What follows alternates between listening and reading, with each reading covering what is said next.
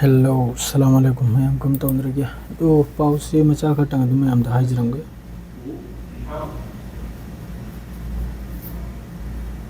World food की तरफ तगी warning अमा गाजा मनुंगदा मी लिसिंग हुमफुत्रा की मथक्ता आगाम चरा हेलबगी वानी खोलजेगा जिक्तंग नमाइतरंगसी चरा हेलदुना चही मरी फाबा मोहम्मद यासिन कौबा आगाम अमा शहीद होइगरे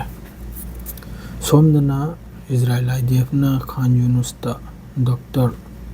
अला अल नज़र की आगाम तरा दगी मकबल शहीद तौबगी IDF मथक्ता वामा थमली अदुसु मखोय इंक्वायरी तौराय मनुंगदा से मखोय की इजराइल की तरफ ते हारिमनिको अदरे सोमदना UNRWA की तरफ तगी नोंगमगी नुमित्ता ट्राक समगा दगी चात्रुक फाव पुजलबग दरकार ने हायरी असिदा IDF की तरफ तगी अमुक चिंथीदन ट्राक चहुम चंगले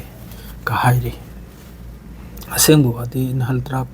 चाम दगी तरह ताब चंगिबदुतनी दुगी मतुंग द ट्राक अम फाव संबगी पाउसी करमदग से थोलक्तरेको हौजिकना जबलिया अमसुंग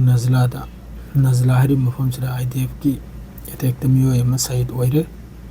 हौजिक फावबदा अपुनब मियोय 13 सूरे जबलिया रिफ्यूजी कैंप सिदा शहीद ओइरे से सोमदना वेस्ट बैंक दा बेथलहेम दा ग्राउंड ऑपरेशन दा फिलिस्तीनियानी फादन पोखरे मियोय मरी अमना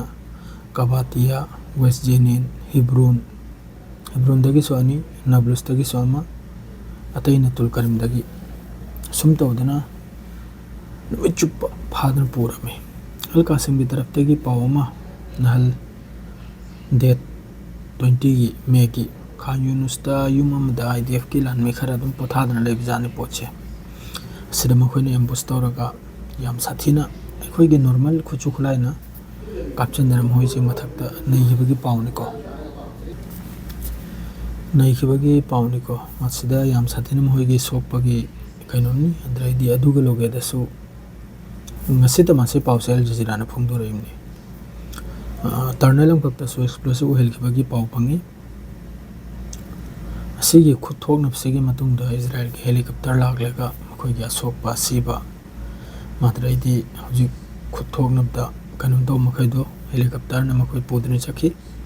adra hoji ki pau haibu yaman gi taraf tagi Israel da ekhoi gi missile kapselak pi pauni सिमखोनी इंटरसेप्ट तवी है कापचल इसने जेरूसलम मद्रे वेस्ट बैंक डेट से मफम सिदा कापचलक पग पावने सिलोन मखोनी इंटरसेप्ट तर लो थक हायरी असि भावक्तिन नहीं की पावदी मखाता अब्दुली सही तो बिदे दुम लेपते गजाम दुम दो ते पाव थलो पदे दुम पीज रखते नहीं की दिसरे लो इजरे सलाम अलैकुम।